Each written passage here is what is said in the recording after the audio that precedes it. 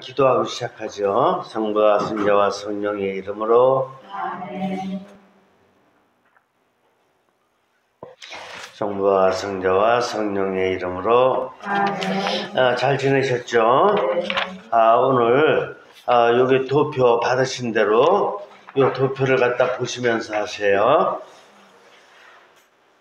자, 이 도표에서 보면은 간단히 먼저 요약을 해드리면은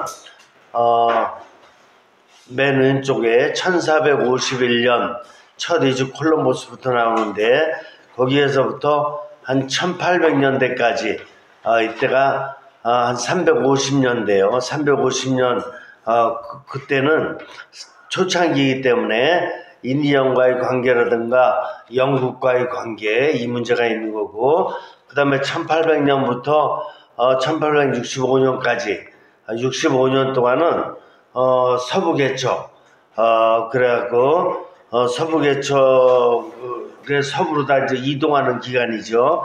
그러는 가운데 또 남북 문제, 이거는 노예 문제죠. 노예 문제 해결을 하게 되고, 그 다음에 그 이후에는 이제 대륙 횡단 철도가 놓이면서 해가지고 미국의 산업화가 본격적으로 이루어져요.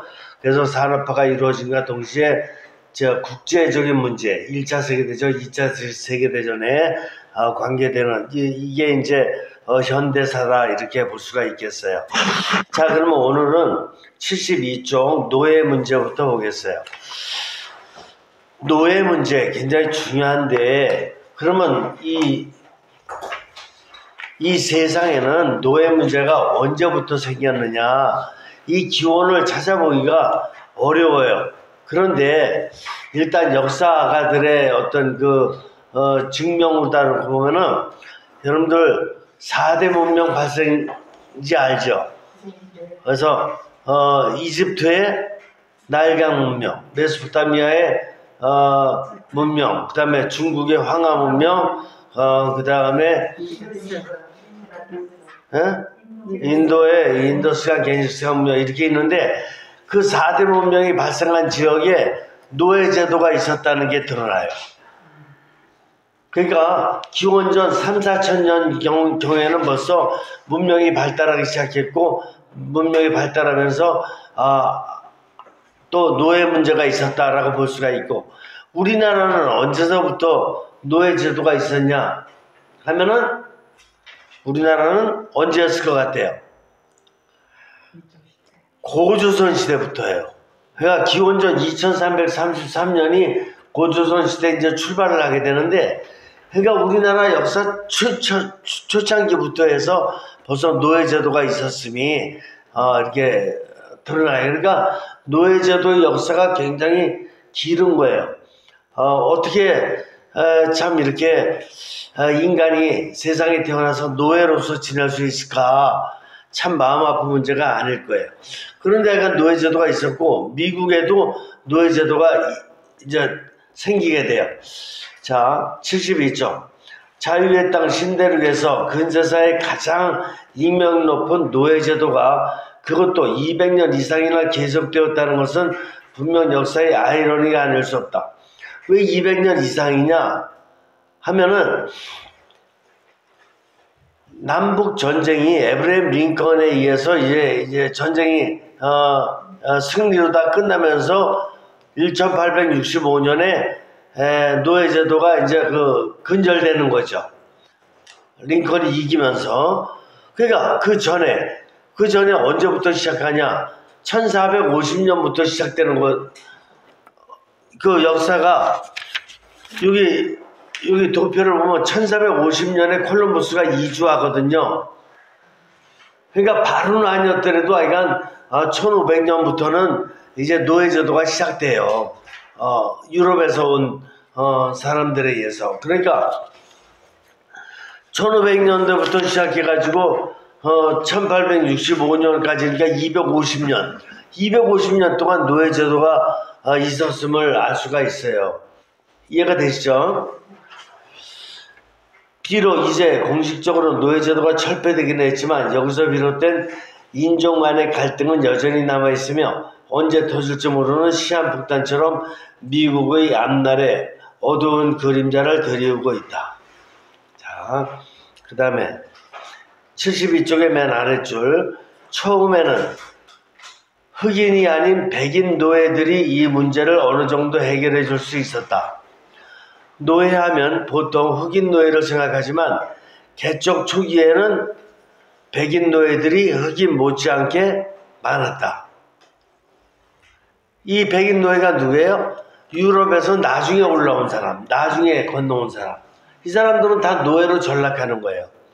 대서양을 건너오는데 뱃삭을 지불하지 못한 가난뱅이들, 본국에서 추방된 범법자나 채무자들, 유럽에서 마구잡이로 납치되어 온 어린이와 집시들이 농장에서 노예로 일하는 경우가 많았다. 이해가 되시죠?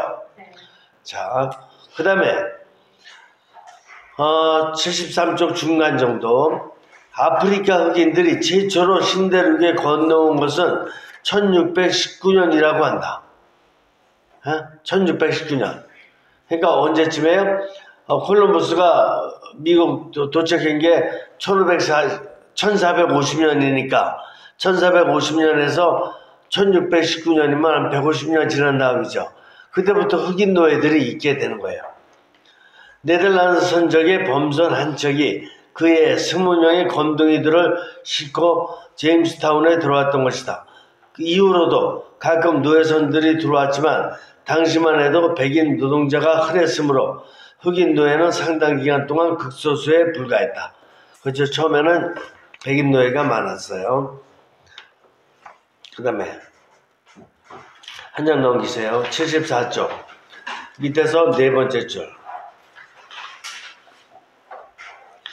그리스도교와 노예 제도가 어떻게 조화될 수 있겠느냐고 양심적인 청교도들이 어떻게 노예를 가질 수 있겠느냐고 반문하는 사람도 있을 것이다. 그렇죠?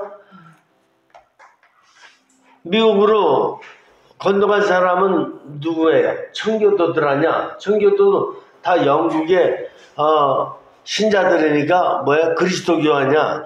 크리스찬이잖아요. 크리스찬들이 어떻게 노예 제도를 인정할 수 있느냐? 이런 문제예요. 그러나 일반적으로 서구 그리스도교 역사만을 놓고 보자면 이 둘은 전혀 모순되지 않는다고 말할 수 있다. 적어도 프랑스 혁명 이전까지 서구에서 그리스도교의 원리를 근거로 불평등한 사회적 신분제도가 국가적으로 부정된 예는 찾아볼 수 없기 때문이다. 그러니까 신분 차이가 있었다 이거죠. 신대륙에서도 이 점은 마찬가지였다. 사람들은 유럽에서 전통적으로 내려오던 노예 제도를 아주 당연하게 받아들였고 때로는 성직자들이 앞장서서 노예 제도를 옹호하는 일도 많았다. 성서 어디를 뒤져봐도 노예를 없애라는 말은 없다는 것이 이들의 주장이었다. 경제적 이유를 들어 노예 제도를 옹호하기도 했다. 노예가 없으면 식민지 경제는 곧 판탄이 날 것이고 그렇게 되면 신대륙이 꿈과 희망도 사라질 것이라고 했다.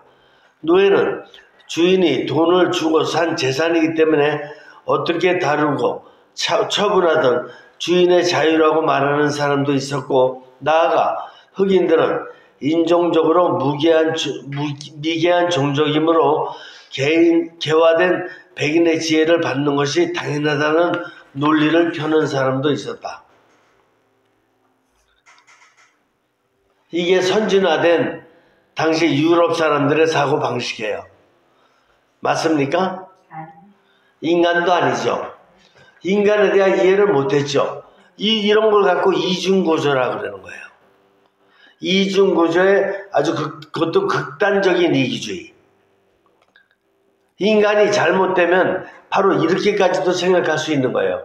자기 자녀들을 갖다가 노예 취급할 수 있나요? 자기 가족들을. 자, 그 다음에 한 장 넘기세요. 76점.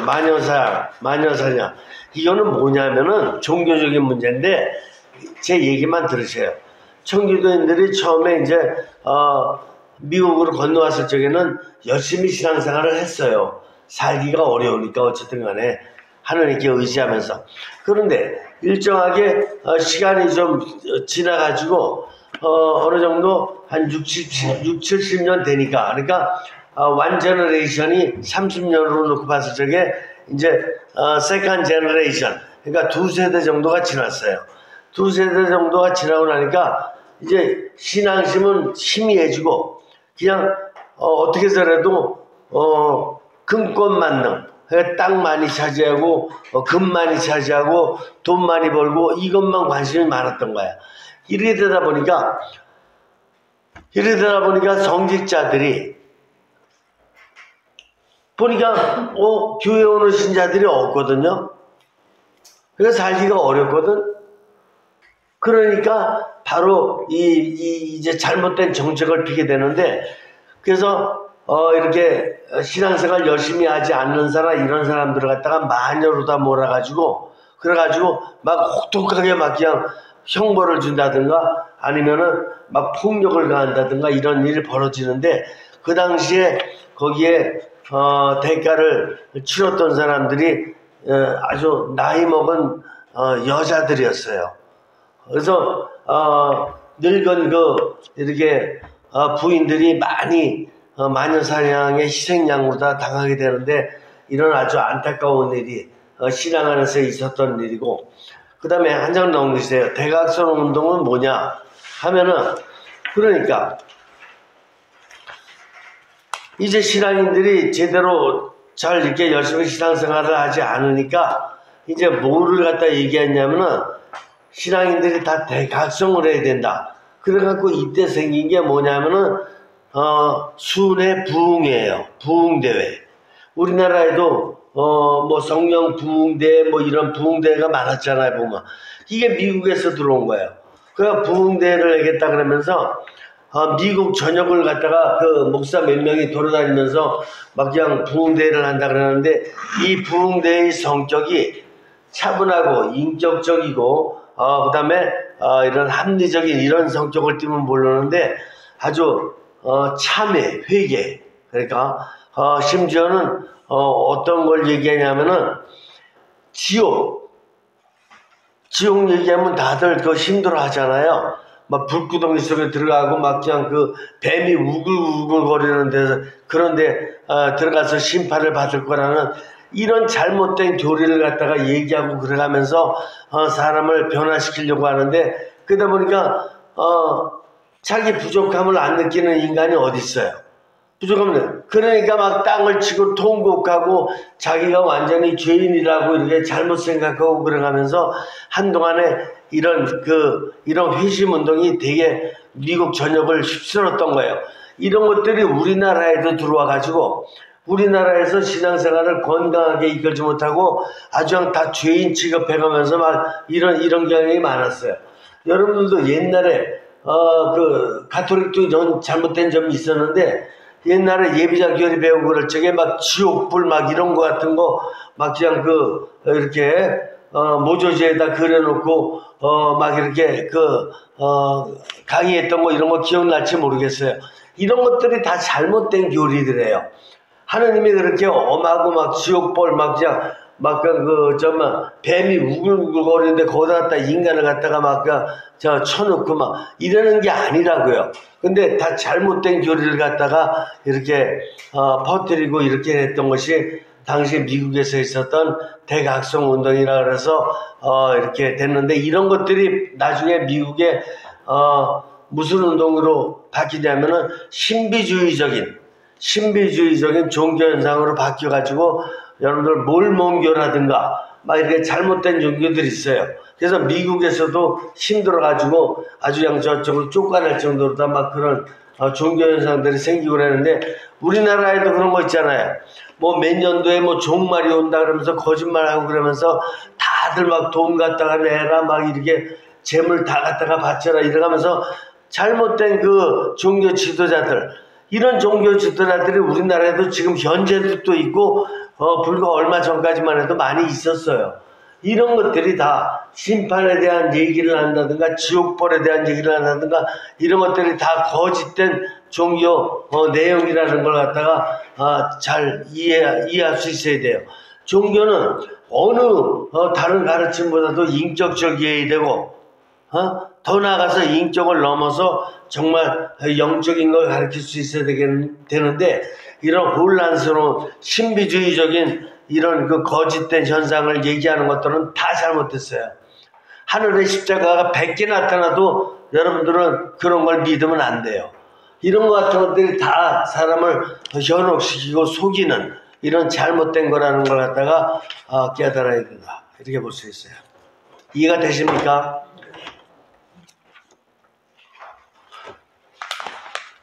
우리나라가 종교적으로 놓고 봤을 적에 유럽의 개신교가 들어왔으면은 이런 신비주의적인 현상이라든가 이상한 종교 현상이 안 생겨요. 그런데 미국에 들어왔기 때문에 막 부흥회를 한다든가 막 이래가면서 계속해서 감각적으로 흐르는 현상들이 개신교에 많이 있었음을 우리가 알 수가 있는 것입니다.